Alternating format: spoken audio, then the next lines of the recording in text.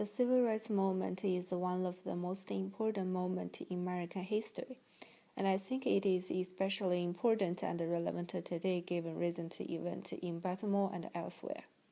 The goal of the Civil Rights Movement was to end racial segregation and discrimination, and to gain full legal rights for Black Americans.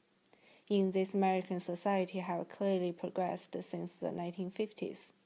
But just as clearly, we cannot yet say those goals have been reached. In the 1950s, nearly 100 years after the 13th Amendment ended slavery, life in America was not easy for Black Americans, especially in the South. Under a group of laws known as Jim Crow, segregation between blacks and whites was enforced by the state. School, the military, restaurant, workplace, drinking fountains, every part of public life was divided.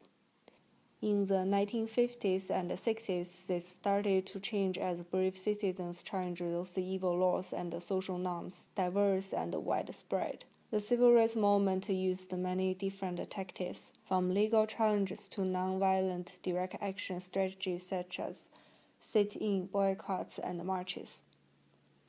Famous examples of those include the Montgomery bus boycott, which was started when Rosa Parks refused to give up her seat to a white person, and the March on Washington where Dr. Martin Luther King gave his famous I Have a Dream speech. But to help get an idea of the brief of the people in movement and the awful determination of many whites in the South to keep the things the same, let us look in more detail at slightly less well-known incident of the Civil Rights Movement. In 1961, people known as Freedom Riders rode in mixed-race group across the South to challenge the illegal segregation of the public buses. They were often arrested, attacked, and beaten. The events in Anniston and Birmingham, Alabama are particularly gruesome, and gave a good sense of the level of dangers and the violence the riders saw.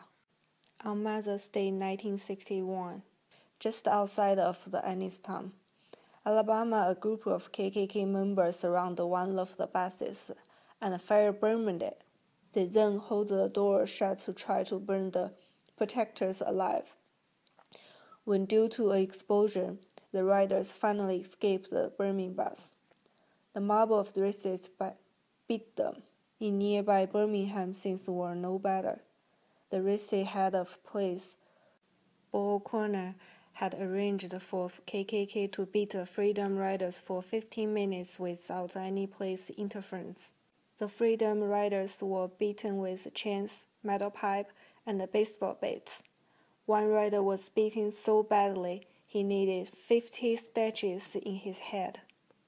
It is thanks to brave people such as Rosa Parks, Martin Luther King Jr., and the Freedom Riders that the U.S. is a better place today than it was in 1950s. Looking forward, we should keep in mind their bravery, determination, and ideals.